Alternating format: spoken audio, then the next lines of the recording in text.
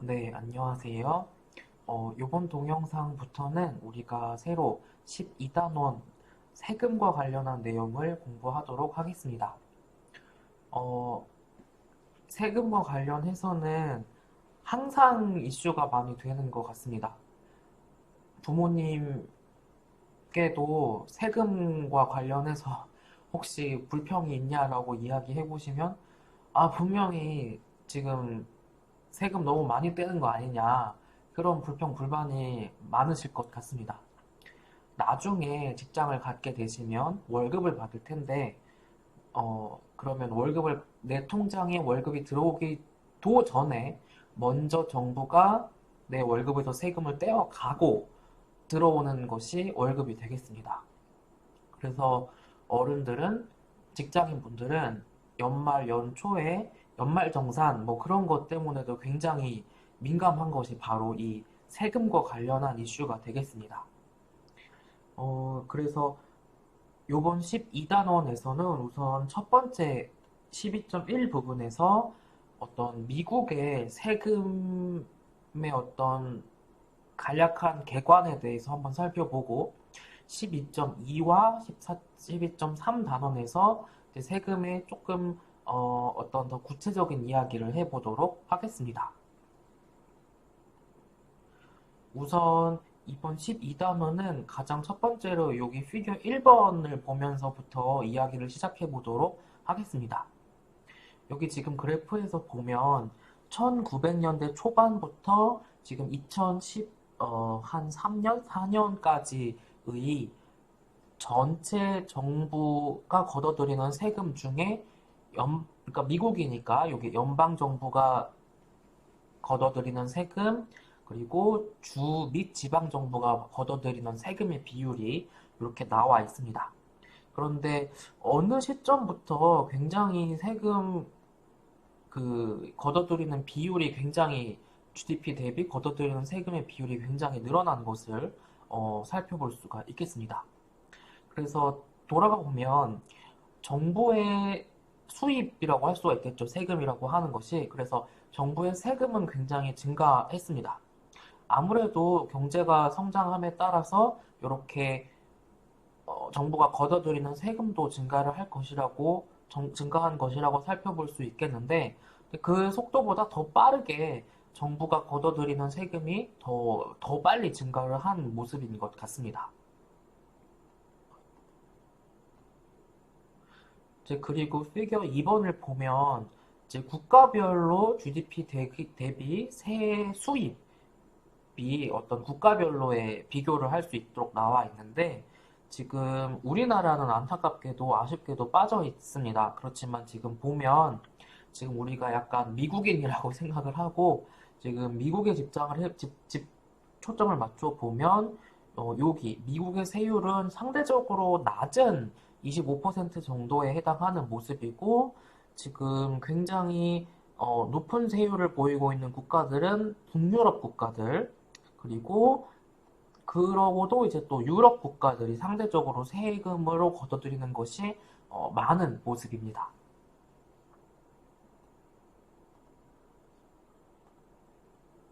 네, 그래서 첫 번째에서 우리가 12.1의 첫 번째 부분에서는 미국의 중앙정부, 연방정부가 걷어들이는 세금의 모습을 한번 살펴보도록 하겠습니다. 앞에 피겨 1번에서 살펴봤듯이 전체 정부가 걷어들이는 세금 중에 3분의 2 정도는 이렇게 연방정부한테 가도록 되어 있고, 2014년 기준으로 3.3 트릴리언 달러니까 굉장히 이게 뭐 상상이 안 될 정도로 굉장히 많은 금액입니다. 그리고 이것을 미국 국민 1인당으로 따져보면 한 1,235달러를 1년에 세금으로 냈다라고 할 수가 있겠습니다. 그 중에서도 이제 연방 정부는 다양한 어떤 루트를 통해서 세금을 걷어들이는데, 여기 테이블 1번을 보면 이렇게 개인들 월급에서 떼어가는 소득세, 그리고 뭐 사회보장세, 그리고 기업으로부터 걷어들이는 법인세 같은 것들이 어떤 연방정부의 세 수입의 주요한 부분이 되겠습니다. 근데 그 중에서도 지금 이 비율로 보면 개인들로부터 걷어들이는 소득세가 거의 지금 반 정도를 차지하는 모습에서 연방정부가 걷어들이는 세금 수입의 대부분이 개인들로부터 오는구나. 이제 그리고 두 번째가 어떤 사회 보장과 관련해서 붙는 세금들, 이제 그 다음에 기업으로부터 걷는 세금이구나 라는 것을 테이블 1을 통해서 알 수 있겠습니다.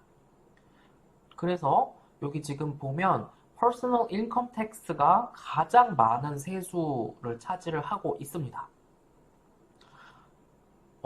이와 같은 Personal Income Tax는 벌어들이는 뭐 월급, 임금, 그다음에 금융 소득과 같은 이자, 그리고 주식을 가지고 있으면 이제 거기에서 받는 배당, 그리고 뭐 나머지 어떤 뭐 기타 소득, 뭐 이런 거를 다 통틀어서 이런 거를 다 국세청, 우리나라로 말하면 국세청에서 파악을 하고 이제 거기에 다 종합적으로 세금을 매기게 됩니다. 그리고 요번 12단원에서 몇 번 언급되는 용어가 바로 marginal tax rate라는 단어가 되겠습니다. 이거를 써있는 정의를 읽어보면 이게 잘 와닿지가 않는데 지금 뭐라고 써있냐면 1달러를 추가로 더 벌 때 내가 내는 세금의 비율을 marginal tax rate라고 합니다. 그런데 쉽게 이야기를 하면 우리가 요 테이블 2번을 통해서 이야기를 하면 쉽습니다. 자, 보시면 만약에 이렇게 25,000달러를 벌어들이는 사람이 있다고 합시다. 그러면 이 25,000에 대해서 모두가 다 15%의 세금을 매기는 게 아니고 25,000 중에 처음 9075까지는 10%의 세율을 적용하고 이제 그 다음부터 25,000까지의 이제 마지널 나머지 금액에 대해서 15%의 높은 세율을 적용하게 이렇게 되는 계단식으로 이렇게 세율이 증가하는 모습입니다. 그래서 소득이 증가할수록 마지널 텍스 레이트가 증가하는구나 라는 것을 알 수가 있겠습니다. 그래서 여기 지금 보시면 소득이 증가할수록 그 소득이 높은 가구에서는 이제 더 높은 세금을 납부를 하게 되는 것이 되겠습니다. 이제 여기 지금 페이롤 텍스라고 해서 뭐 번역을 해보자면 급여세가 되겠는데 급여세라고 할 수가 있겠습니다. 그래서 지금 정의를 보면 근로자의 월급, 임금에 부과하는 세금이다라고 나와 있습니다. 그리고 대표적으로 소셜 인슈런스 텍스가 페이롤 텍스의 종류라고 나와 있는데 정의를 보면 우리나라의 건강보험료랑 비슷하다라고 생각을 할 수가 있겠습니다. 그리고 이와 같은 소셜 인슈런스 텍스 같은 것을 통해서 확보한 세금 수입을 가지고 정부는 노년층이라든지 아니면 저소득 계층, 차상위 계층 등을 돕는데 사용하고 있는 모습입니다. 그리고 미국 정부가 시행하고 있는 정책 중에 하나가 메디케어. 우리나라의 건강보험인데 지금 미국 정부에서 하는 메디케어 같은 경우에는 지금 The Elderly, 그러니까 노년층에 집중해서 시행하는 프로그램이 메디케어라고 하는 것이고 이렇게 개인들로부터 거둔 급여세를 요런 데다가 쓰고 있다라고 나와 있습니다. 그리고 앞에 테이블에서 본 것처럼 또 어떤 기업이 납부하는 법인세도 정부로 가는 세금 수입의 주요한 것 중에 하나가 됩니다. 기업이라고 하면 법적으로 그 기업 자체가 벌어들이는 소득에 대해서 내야 되는 세금을 기업의 법인세라고 이야기를 합니다. 그런데 이게 이해가 되실 수도 있고 안 되실 수도 있는데 이해를 못한다고 하시더라도 크게 중요하진 않습니다. 설명을 드려보면 자, 기업이 영업 활동을 하고 나서 최종적으로 나온 단기순이익, 넷인컴, 단기순이익에 대해서 기업이 법인세를 납부를 하고 그러고 또 남은 게 있으면 그 중에 일부를 개인들에게, 주주들에게, 그 기업의 주식을 가진 주주들에게 배당으로 기업의 어떤 수익을 환원을 합니다. 나눠줍니다. 이제 그러면 그 배당금을 받은 개인들은 이제 그 배당이 가만히 그대로 기업이 준 게 그대로 들어오느냐 하면은 그게 아니고 마치 월급에서 정부가 세금 떼고 내 통장에 나머지가 들어오는 것처럼 요 배당이 나오는 과정에서 배당, 우리나라 말로 하면 배당 소득세 같은 세금을 또 떼고 나머지만큼만 들어오게 됩니다. 그래서 결국은 돈 지금 보시면 자 보세요. 이 텍스가 초이스 된다는 게 기업이 돈 벌고 이제 남은 이익에 대해서 세금 냈죠. 1차로 냈어요. 근데 이제 그리고 남은 이익을 배당으로 주주들에게 준 거에서 이제 또 주주들이 이 배당 받으면서 또 세금 또 떼었죠. 그래서 이렇게 세금을 두 번을 떼는 이중과세를 하는 어떤 문제가 있는 모습도 지금 기업의 어떤 과세 체계에서는 보여지고 있습니다. 그리고 나머지 기타 어떤 정부가 걷어들이는 세금이 기름에 매기는 세금, 담배에 매기는 세금, 아니면 술에도 세금 굉장히 많이 붙어 있죠. 이런 것들이 어떤 정부의 세금의 수입들이 되겠습니다. 그리고 뭐 부동산, 재산, 개인이나 기업이 갖고 있는 부동산에 대해서 매기는 세금, 아니면 해외로부터 물건을 수입할 때 매기는 관세. 여기서 커스텀은 문화라는 뜻이 아니라 관세라는 뜻의 어떤 단어가 되겠습니다. 그래서 이런 것들이 어떤 기타 세금들이 되겠습니다. 그리고 이제는 우리나라 말로 하면 지자체가 될 것 같은데 미국의 주나 지방에 있는 도시에서 걷어들이는 세금이 되겠습니다. 요 미국 모습의 경우에는 한 40% 정도가 이렇게 스테이트나 로컬 거버먼트한테 간다고 합니다. 그리고 2014년 기준으로 2225빌리언 달러를 지방 정부가 걷어들였고 1인당으로 따지면 이렇게 6975달러를 1인당 내는 셈이라고 합니다. 그런데 이렇게 어떤 스테이트나 로컬 거버먼트가 걷어가는 세금의 대부분은 뭐로부터 오냐면 요 세일즈 텍스와 프로퍼티 텍스가 상당한 비율을 차지를 한다고 합니다. 이게 미국에 가셨던 분들 혹은 뭐 다른 나라도 일본만 해도 마찬가지인데 우리나라는 고객들이 물건값 낼 때 참 편리하게 부가세를 포함한 금액을 표시를 하고 있죠. 그런데 미국이나 아니면 다른 나라들의 경우 어떤 나라들은 이렇게 부가세를 별도로 하고 있고 심지어 미국의 경우에는 같은 나라 안에서도 주마다 부가세가 다릅니다. 그래서 이 세일즈 텍스를 물건 판매할 때마다 붙는 세금이라고 해서 그냥 우리나라에 있는 개념 중에 부가세라고 생각을 하시면 쉽습니다. 그래서 미국의 이런 스테이트나 로컬 거버먼트의 주 세금 수입원이 이렇게 판매세, 그러니까 우리나라 말로 하면 부가세가 대부분을 차지하는구나. 그리고 또 property tax, property라는 영어 단어가 재산이라는 뜻이잖아요. 그러니까 재산이라고 하면 뭐가 있겠어요? 쉽게 말해서 부동산, 아니면 뭐 자동차, 또 동산이나 부동산 같은 재산 같은데, 아니면 뭐 요트 이런 거에도 세금이 붙을걸요. 그래서 이런 거에 매기는 세금이 또 이제 어떤 지방 정부가 걷어가는 주 수입원이다라고 할 수가 있겠습니다.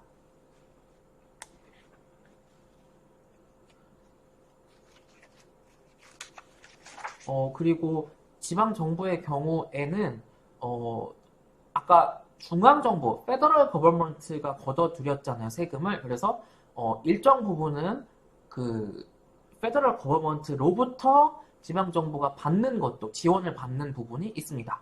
그래서 어떠한 성격이냐면 미국의 실리콘밸리가 속해 있는 캘리포니아 주 같은 경우에는 굉장히 소득이 높은 주라고 하더라고요. 그래서 그런 주들에서는 당연히 또 세금이 많이 거치겠죠. 근데 그렇지 않고 뭐 알래스카 주라든지 그런 주들에서는 아무래도 세금 수입이 적을 것입니다. 그래서 이제 연방 정부가 그런 어떤 세금 수입이 많은 주로부터 적은 주로 이렇게 뭔가 이런 거를 이전을 해주는 그런 역할을 하기도 하는 거죠.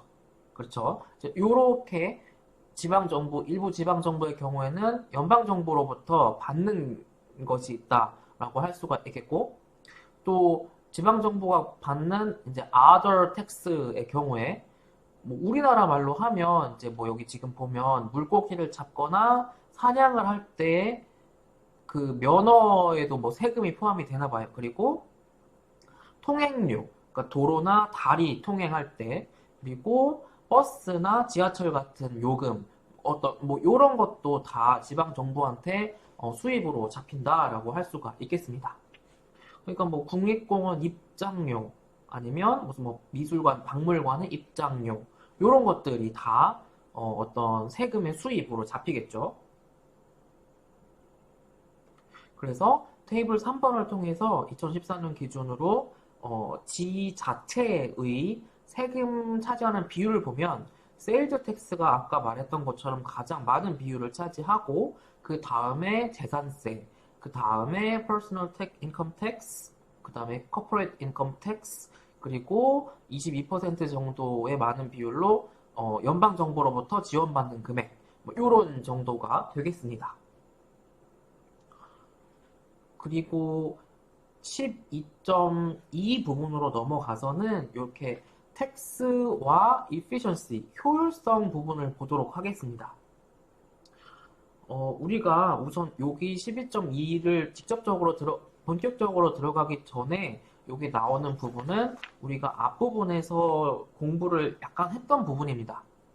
정책 결정자가, 뭐 정치인 같은 정책을 결정하는 사람들은 세금을 매길 때, 과세를 할 때 세금의 효율성도 생각을 하지만 세금의 형평성도 생각을 해야 됩니다. 그래서 세금의 효율성에 대해서 우리가 12.2단원에서 살펴보고 세금의 이퀴티, 여기서는 이퀴티가 주식이라는 뜻이 아니라 어떤 fairness 아니면 equality라는 비슷한 단어로 해서 형평성, 세금의 형평성에 대해서 살펴보도록 하겠습니다. 당연히 세금을 내라고 하는 것은 우리가 앞에서 살펴보았던 것처럼 이 세금 내는 사람들, taxpayer, 그 시민들한테 비용으로 다가오게 됩니다.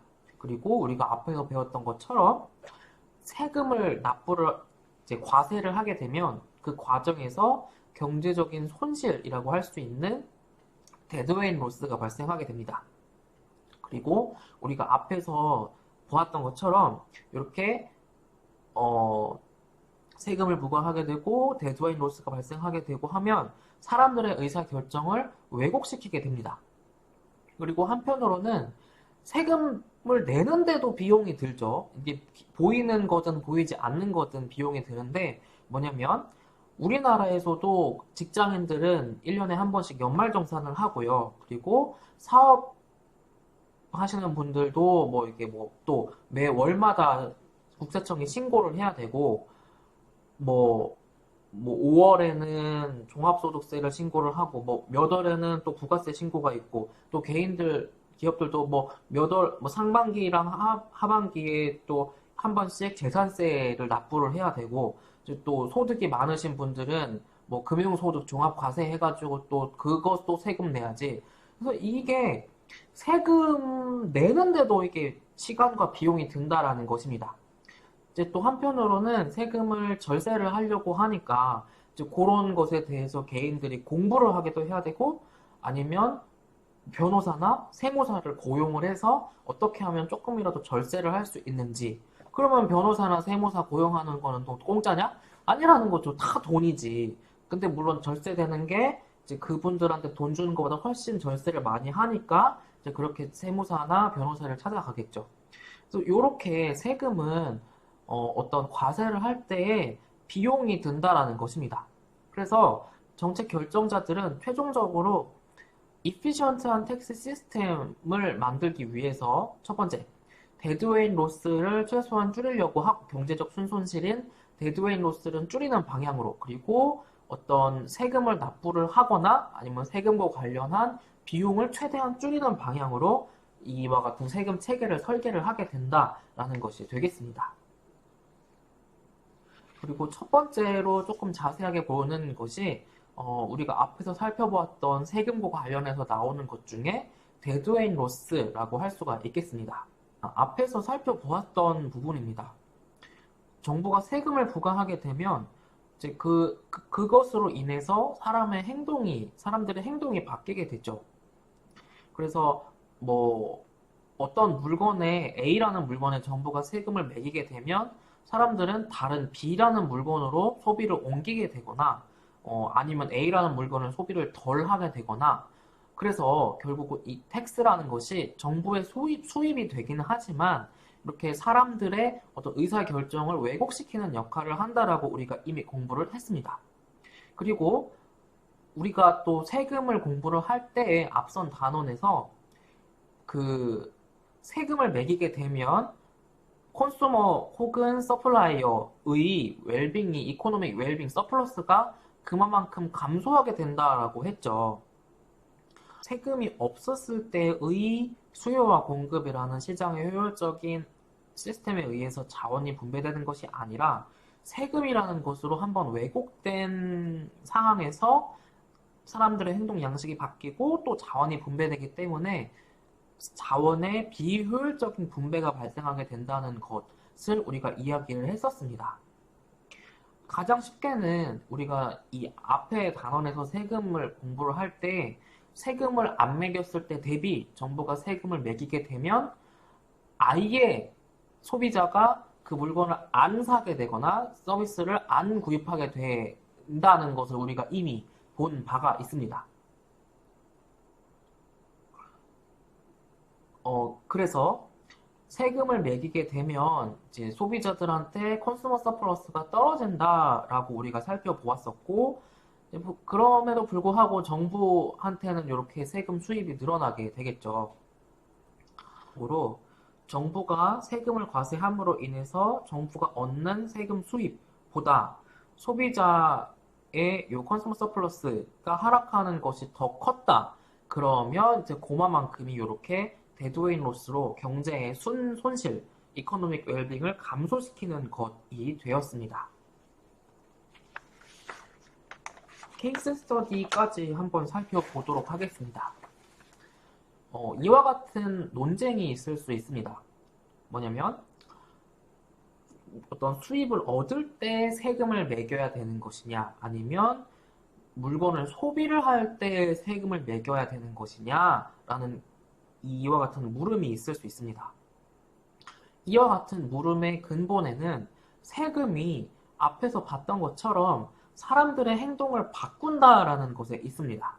그리고 세금으로 인해서 사람들이 구입하려고 하는 재화나 서비스를 아예 안 구입하게 되는 부분에서 데드웨인 로스가 발생하게 되고 비효율적인 자원의 분배가 발생하게 된다라고 우리가 잘 알고 있습니다. 이제 그런 측면에서 개인의 인컴 텍스, 소득세의 경우에는 지금 사람들이 얻는 월급, 월 소득에 대해서 세금을 매기도록 되어 있고 만약에 세금이 너무 과도하게 많게 되면 사람들이 일할 의욕을 떨어뜨리게 되겠죠. 이제 누구나 모두가 다 은행 계좌 한두 개씩은 가지고 계시다 보니까 가만히 한번 통장 계좌 내역을 한번 보신 적이 있을 텐데 월마다 혹은 분기마다 들어오는 이자 소득세가 있습니다.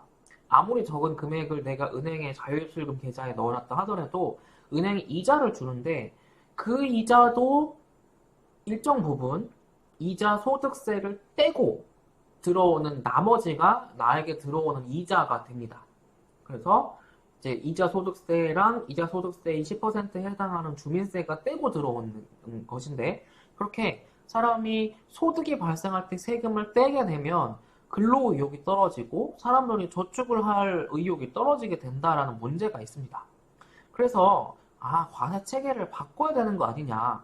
사람이 돈을 벌 때 과세를 하는 게 아니라 사람들이 물건을 살 때 세금을 내는 거로 시스템을 바꿔야 되는 거 아니냐라는 것입니다. 그래서 이와 같은 컨섬션 텍스로 가게 되면 사람들이 물건을 살 때 세금을 매기게 됩니다. 이제 그렇게 되면 사람들이 저축을 해 놨다가 물건을 사기 전까지는 어쨌든 세금을 내는 것이 없기 때문에 사람들이 뭐 저축을 덜 하려거나 그러지는 않게 되는 거죠. 그리고 사람들의 어떤 저축하려는 그런 어떤 인센티브도 꺾지 않게 된다라는 측면이 있습니다. 또 미국의 경우에는 이렇게 그 어떤 인컴 텍스, 그러니까 소득에 대해서 매기는 세금이 비율이 더 많은데 유럽 국가들의 경우에는 그것보다 사람들이 물건을 살 때, 소비할 때 이제 납부를 해야 되는 세금이 더 많다고 합니다. 그래서 대표적인 것이 부가세, 우리나라의 부가세, VAT 같은 것이 되겠고, 이것처럼 물건을 살 때 이제 그 상점 주인이 부가세를 합쳐서 물건 값에 합쳐서 받고 이제 그거를 모았다가 정부한테 납부를 하는 것이 되겠습니다. 그래서 우리 강의 노트에는 생략이 되어 있는데 그래서 결론적으로 아니 그러면 소득이 날 때 세금을 매겨야 되냐 아니면 물건을 사서 돈을 쓸 때 세금을 매겨야 되냐라는 논쟁이 있는데 이와 같은 논쟁을 경제학자들 그리고 정치인들도 잘 알고 있는데 만약에 완벽하게 아무것도 없는 상태에서 세금 시스템을 다시 만든다라고 하면 이렇게 경제학자들이 제안을 해주는 것처럼 컨섬션 텍스 중심으로 갈 수 있겠으나 지금 이미 어찌어찌 하다 보니 소득에 대해서 세금을 내는 부분이 상당히 많다. 그래서 지금 와서 세금 어떤 시스템을 다 뜯어 고치려면 오히려 그 과정에서 비용이나 혼란이 발생하게 되고 이제 그것 때문에 함부로 인컴 텍스를 이제 컨섬션 텍스 시스템으로 중심으로 가기는 어렵다라는 것이 어떤 현실적인 판단이 되었다라고 합니다. 네, 그래서 우리가 이번 동영상에서는 여기까지 12.2 부분에서 텍스와 그 과세 체계의 efficiency까지 살펴보았습니다. 여기까지 공부하도록 하겠습니다.